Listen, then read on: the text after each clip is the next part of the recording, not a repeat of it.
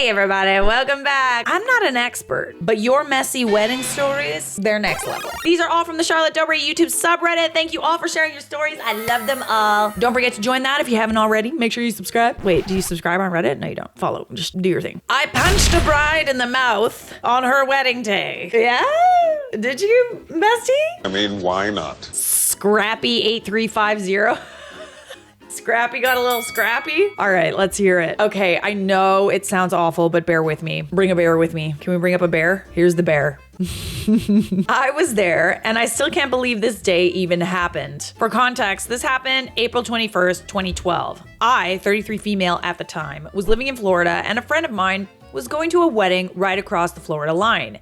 And he invited me to tag along, especially since it was a long drive. I like going to weddings and road trips, so I said, heck yeah, let's roll. After a 6-hour drive, we roll up to this cute little house on a few acres of land in the rural South the day before the wedding. I meet the bride and groom, a lovely couple in their early 20s, and I see this as a family affair with everyone working at setting up things. So I roll up my sleeves and I start helping. About 15 minutes in, I realize that the wedding and reception is gonna happen in the backyard, and that just about everyone doing the work was varying degrees of inebriated, and they were out of alcohol. Uh-oh. I mean, to be fair, I probably would need a few beers in order to like do work outside to make it more enjoyable. A few people wanted to drive to get more. Well, this trip was so last minute, I didn't have time to shop for a wedding gift, and being sober, I volunteered to drive to the liquor store and get supplies. Look at you rolling up your sleeves, helping the alcoholics get more alcohol, love it.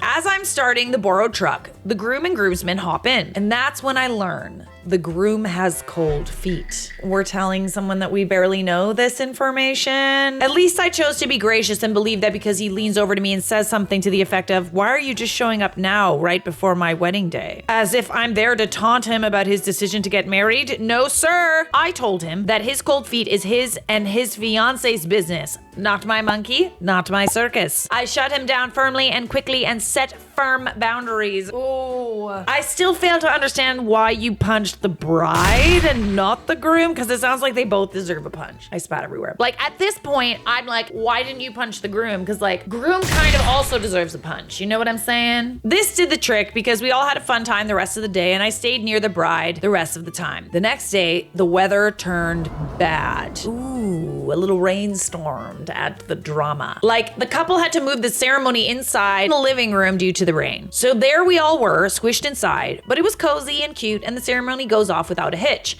And that's the last thing that goes right. Oh dear, oh dear, oh dear, oh dear. Like at this point, I'm like, what happened to make you need to punch the bride? For your sake, I hope she deserved it.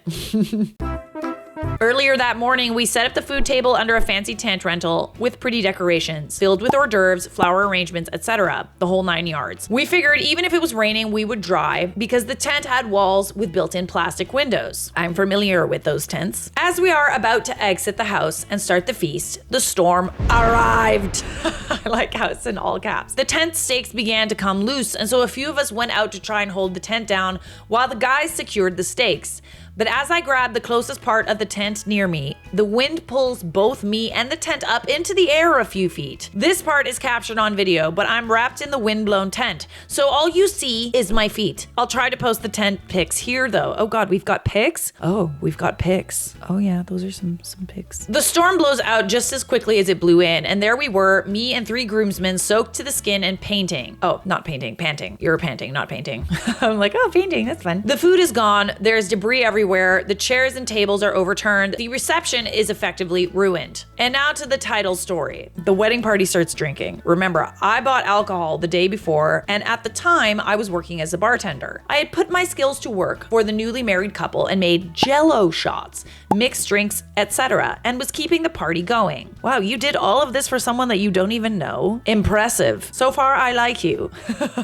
Well, the inevitable happened, and as the sun disappeared, so did the alcohol. Everyone was having a good time, and the bride didn't want the fun to stop, so she decided we should all go to a club, aka backwoods bar, and keep the party going. So we load up in cars, hopefully no one drank and drove, to the club, and we're there maybe for an hour before the maid of honor starts to round us up and says we have to go. The bride is getting kicked out. I have no idea why or what happened, so I follow the maid of honor. We get in the car. The best man is driving. The groom is in the front passenger seat. The bride is sitting in the back driver's side. I'm in the middle, and my friend is next to me in the back passenger side. The bride is angry. Raging. She wants to unalive the groom and no one is going to stop her. Oh God, what'd he do? Oh God. If he was already hitting on you, I feel like he did something. No way. She's screaming about how she's sorry she married him. She made the biggest mistake of her life. She's going to rip up the marriage certificate instead of mailing it in. She has a technicolor tantrum, the likes of which I've never seen before. She goes for the groom from her seat in the back behind the driver and climbs over me to attack her new husband, and in the process elbows the driver in the temple and causes him to jerk the steering wheel. Oh dear Lord. Not while we're driving, bestie. Not while we're driving. The car swerves and we almost leave the road. Mind you, I'm not at all sober and I got mad and tell her to stop before something bad happens.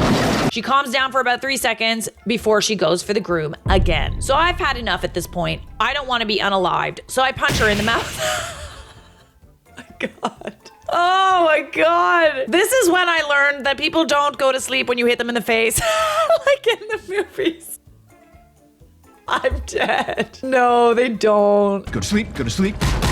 I feel like there could be a technique there, but I feel like you also need to have like a black belt in order to be able to know how to do that. Skill issue. I didn't want the car to crash, and my fear also made me react irrationally. This makes her even more infuriated, and we end up in a mini wrestling match in the back seat until I managed to get her into a headlock.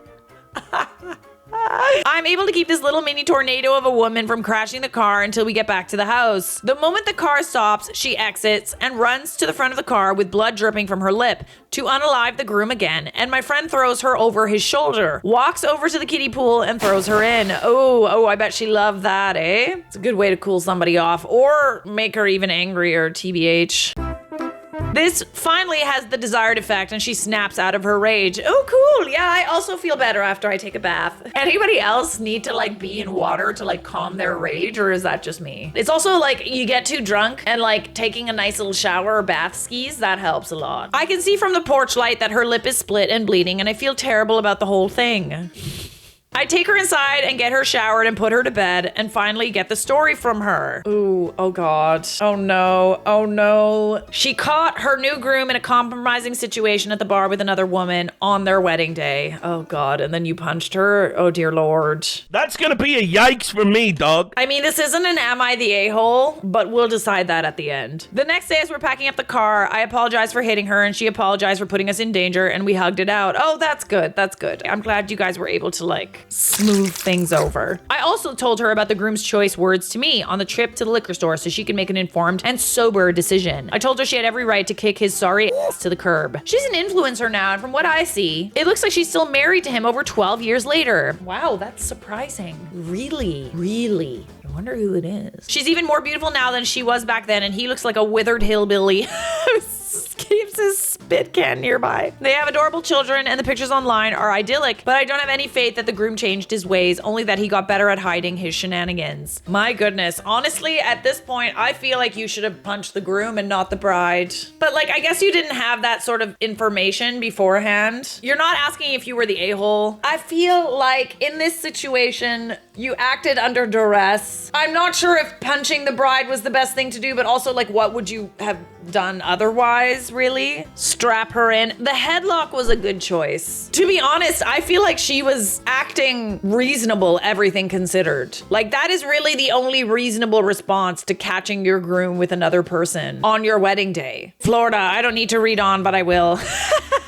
Why does everything like this always happen in Florida? I really hope Charlotte covers this story in one of her videos. Ask and you shall receive. Her reactions will be so hilarious. I'm sure she'd try to sleuth out who the bride is.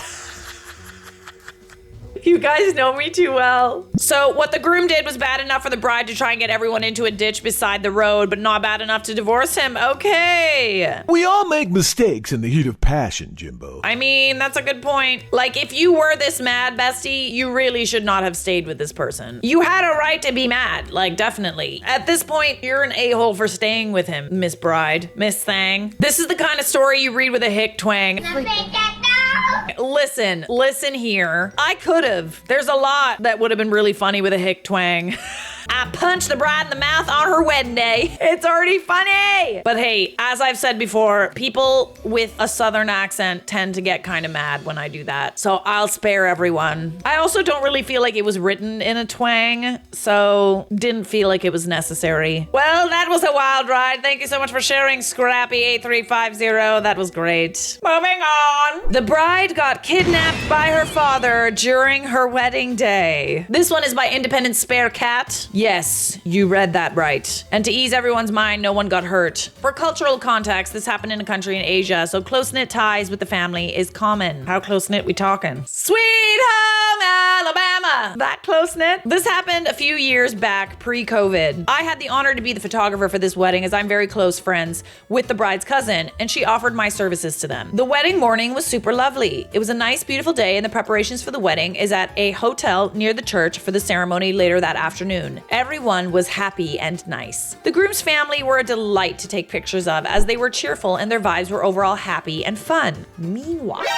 on the bride's side of things, everything is also well and happy. But I get this off vibe coming from the father, which I brushed off since strict fathers were common here. And the bride being the only daughter of 4 siblings, I assumed that she was his favorite child. The bride's mother and brothers were fun to work with as they were all cheerful and happy, while the father seemed nonchalant and just standing there on one corner, not engaging much with the other guests and entourage. Okay, so he's not happy about the marriage, but why is that? As the time for the ceremony draws near, we wrapped up our photo shoot and proceeded to head to the church, which was a 5 to 10 minute drive from the hotel. Upon arriving at the church, we saw there were already a few guests there, so we set up our gears and waited for the ceremony to start. 2 p.m. arrived and the ceremony for this wedding should be starting. Everyone is present: the groom, the entourage, the guests, the officiant, everyone, except for the bride and her father. Oh God. Nothing alarming at this point. Maybe they got caught up in traffic, but the bride's father was the one driving the bridal car to the church, so everyone waited. 30 minutes has passed. Still no sign of the bride and her father. At this point, the wedding coordinator started calling the bride to ask for their whereabouts, but she wasn't answering, so everyone just waited more. 1 hour, 2 hours pass, and they are still missing, and the bride is not answering her phone. The bride's mother is also calling her husband, but his phone was turned off. By this point, the guests are starting to ask questions as to what is happening, and the bride's mother is starting to panic as she is thinking that maybe they got caught in an accident. So she sent her sons to check nearby police stations and ask if there are traffic accidents nearby. They came back about an hour later to confirm that there are no accidents and the bride and her father are now missing and they can't be contacted.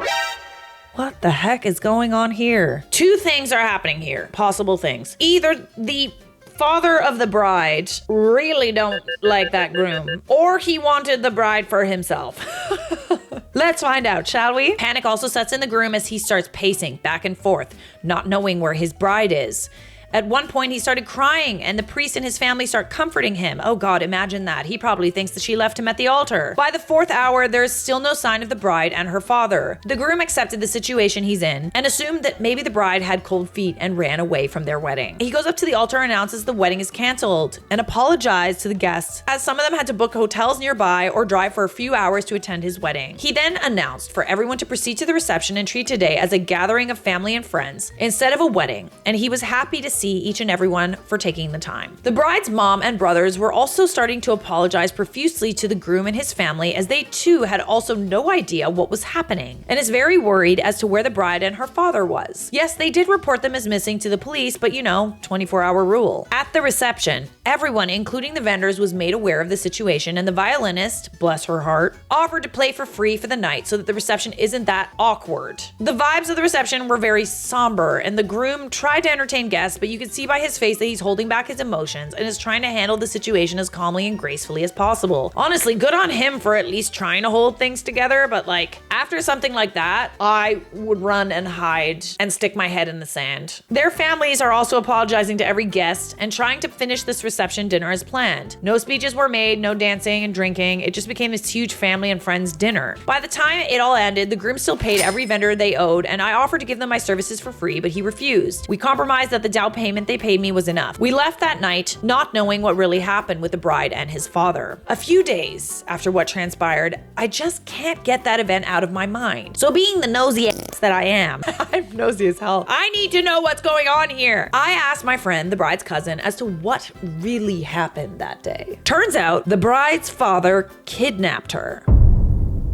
No way. What happened was the father spiked the bride's drink with sleeping pills before they left for the ceremony. The father is the one driving the bridal car to the church, so nobody really thought that he would take things that far. It was past midnight when the bride called her mother asking to be picked up at a hotel 8 hours away from where the wedding was supposed to happen. I feel like this could have all been solved with like a conversation. You know what I'm saying? Why you gotta drug and kidnap your daughter? Why though? Why? Because it's so much fun, Chan. Get it? She was sleeping the whole drive, and when she woke up, realized her father did not take her to the wedding. She freaked out and threatened to jump out of the moving vehicle, and that's why her father had no choice but to drop her off at some random hotel. She then threatened to get her father arrested, so he drove off and left her there. She called the police and let them know of her situation, and she got picked up by the groom and her mother and brothers not long after. All right, now we're getting into why. My friend told me that ever since they were kids, the bride's father has had a very toxic attachment to his daughter. He never once approved of any of the past relationships the bride has had. Even the one with the groom, he's not fully on board with their relationship, but the bride and groom's relationship stood strong against the odds. What pushed the father to this extreme was the thought of being separated from her. Okay, yeah, that's unhealthy. Okay, that's weird. Ooh. Trying to understand the psychology of that. Like, it's kind of like boy moms, but I don't think a boy mom would go as far as to drug and kidnap her own son. Turns out the groom got promoted from his job earlier that year, and that gave him the opportunity to move overseas for work. The couple, not being a fan of long-distance relationships, decided to get married so they could move together overseas and start their new life there. Okay, yeah, I'm sorry, that's still not an excuse to kidnap your daughter. You're crazy. After all that's happened, the couple decided to just elope and had a smaller celebration with the closest friends and family around them. The father got arrested for kidnapping, but has paid bail, so he's free and is now estranged from his whole family. You not right in the noggin if you think that's how you're gonna get your daughter to stick around. How did you think this was gonna go? Bride and groom moved overseas and now have 2 kids. They're living a happy life. Glad to hear. That poor groom, my goodness. Bride too, like hell, this is cray-cray. As far as I know, bride, her mom, and brothers have separated from their father and went no contact. He kinda nuts. If you don't like who your daughter is marrying, it is what it is, but you don't kidnap nobody because of it. That's fucking weird. You're gonna kidnap your daughter, hold her hostage, and then what? She's gonna be convinced to not get married and not live a life because daddy doesn't want her to? Yes. So there you go. Still ended happy, but oh boy, that was a lot. Charlotte, read this for me in your next video. I'm too lazy to read it all. But I'm curious to know what happened. I'm here for you. I'm here to tell the story. A story time with Shar Shar. Please tell everyone you know there is no 24-hour rule. The sooner the investigation starts, the better chances of you finding your loved one. Okay, noted. I think it kind of depends on where you are. As far as I know, they do start, looking for people after 24 hours. But maybe it's good to keep a record. Photographers see everything. OP responds, true that. You somehow develop a sense when you have photographed many weddings. You just know something is off. Photographers are very good at observing, aren't they? But I don't even think the most skilled of photographers could have predicted this story. Because just like all of the rest of your wedding drama, that was next level. Subscribe!